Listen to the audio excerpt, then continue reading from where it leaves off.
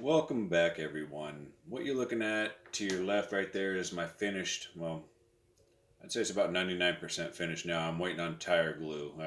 I was already supposed to have it by now, but there's some sort of mix up at A Main Hobbies, I guess, where I actually ordered some other things as well, but the tire glue is pretty much what's holding me up on the green car.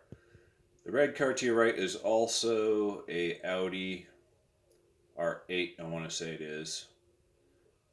It is 1/28th scale, made by Kyosho. So here's a slot car converted to RC. Here's a Kyosho, just to kind of give you guys a little bit of a size comparison right there.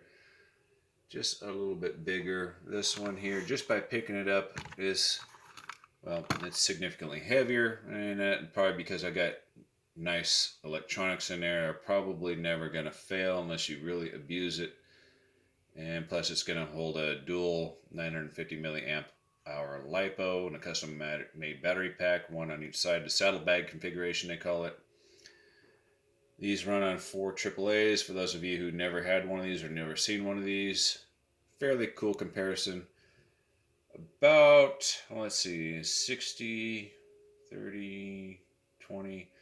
Very similar in price point as far as the build. For what it cost me in parts, not including my labor, for what it cost me in parts, for the price of the car, transmitter, receiver, motor, servo, speed controller, very similar price point, probably just a little bit more expensive. I mean, if I was to consider my labor, it'd be over the top, and we'll see. It's just a little bit more expensive. If you get this in an all-wheel drive, it's I'd say they're identical in price. If you got the Kyosho all-wheel drive, it'd be very, very close, probably within pennies or a couple of dollars, plus or minus.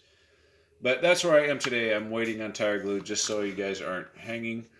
I just bought this one just to see what the difference is, to see what the Kyosho is all about. This is actually my very first one. Pretty neat little rig. I have not driven it yet. This is two-wheel drive, and this is two-wheel drive, so it should be a fairly interesting comparison. But just here in the background,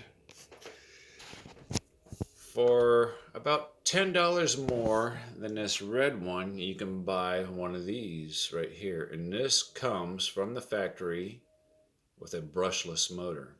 Four-wheel drive, four-wheel independent suspension. There's no oil-filled shocks. There might be in the aftermarket world. I know A Main Hobbies carries some parts for this car, and I'll get more into detail later on in the future, but it looks a little big for 1/24 scale. They might base that scale on what the hell they call that?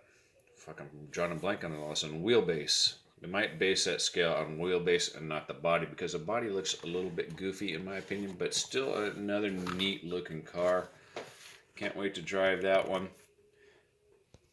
So here's the Fly Sky receiver transmitter I put into that vehicle right there. I've already taken it out of the box. I put batteries in it, put the binding port in there, and I bound it up so it's ready to go. Whoever owns this vehicle, all they'll have to do is insert batteries there and charge up the lipos that will be inside here.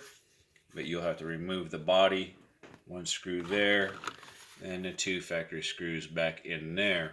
And you'll probably have, if you don't have a jewelry screwdriver set, you'll probably want one of those in order to access the batteries. And I did that intentionally because I don't want to have some 8-year-old child get a hold of this car by accident. This is, by all means, this is an adult car. This is an adult car, right? Because this body, if you wreck the body, you have to buy a whole nother car. They don't sell the bodies. Maybe somebody does used on eBay, so a whole nother car is going to cost you about $60 or more.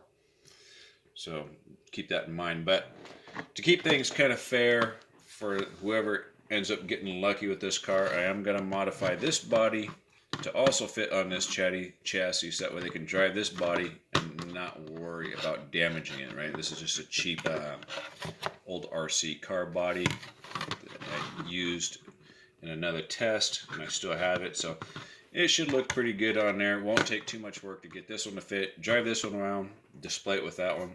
I mean, just look at the detail on the little hood vents, the little antennas. little side vents right there. Those are actual side vents. They actually go out into the open on the inside. But just really, really cool.